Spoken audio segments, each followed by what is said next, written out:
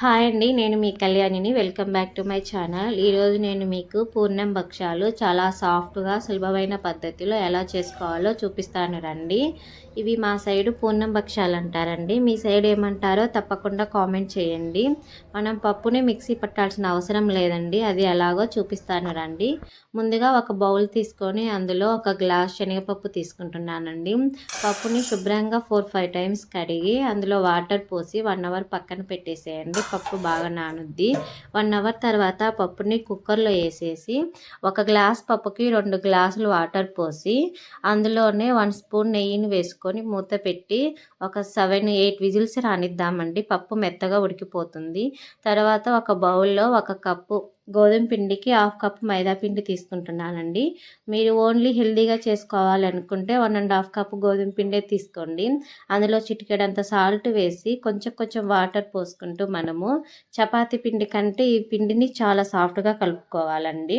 ఈ విధంగా సాఫ్ట్గా కలుపుకున్నాక పైన 2 టేబుల్ స్పూన్ నెయ్యిని వేసి మళ్ళీ ఒకసారి కలుపుకొని మూత పెట్టి 1 అవర్ పక్కన పెట్టేసేయండి. పిండి బాగా నానుద్ది.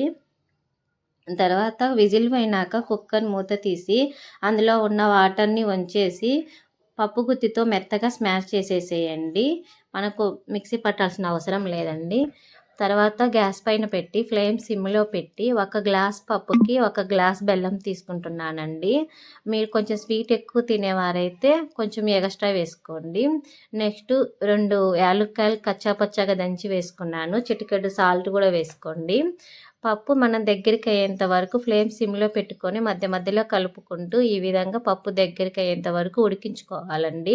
లాస్ట్న 2 టేబుల్ స్పూన్ ఎండు కొబ్బరి పొడిని వేసుకుంటున్నానండి. ఈ ఫ్లేవర్ మీకు నచ్చకపోతే స్కిప్ చేసేసేయండి. ఈ పప్పును పూర్తిగా చల్లారాక ఈ విధంగా గట్టిపడిద్దండి. తర్వాత మనము కలిపి పెట్టుకున్న పిండిని ఒక్కొక్క చిన్న బాల్స్ లాగా తీసుకొని అది ఏళ్ళతోటి మనం ఈ విధంగా చూపిస్తున్న విధంగా ప్రెస్ చేసుకుంటూ మనం పూర్ణం కూడా ఒక బాల్ లాగా తీసుకొని మధ్యలో పెట్టి పైన గోధుమ పిండిని కవర్ చేసుకోవాలండి ఈ విధంగా. నెక్స్ట్ ఒక కవర్ తీసుకొని కవర్ పైన ఆయిల్ అప్లై చేసుకోండి. ఆయిల్ అప్లై చేసుకొని నేను చూపిస్తున్న విధంగా ఏళ్ళతోటి భక్షాన్ని ఈ విధంగా ప్రెస్ చేసుకుంటూ భక్షంలాగా తయారు చేసుకోవాలండి. గ్యాస్ పైన పెన్నం పెట్టి పెన్నం బాగా హీట్ అయినాక ఫ్లేమ్ మీడియంలో పెట్టి ఆయిల్ అప్లై చేసి భక్షాన్ని పెన్నం పైన వేసుకోండి. మీరు ఆయిల్ అవసరం లేదనుకుంటే నెయ్యితోనైనా చేసుకోవచ్చండి. నేను ఇంతకుముందు నెయ్యిని యూజ్ చేశాను కాబట్టి ఇప్పుడు ఆయిల్ యూజ్ చేస్తున్నానండి. ఈ విధంగా నేను చూపిస్తున్న విధంగా 2 సైడ్స్న మంచిగా కాల్చుకోండి.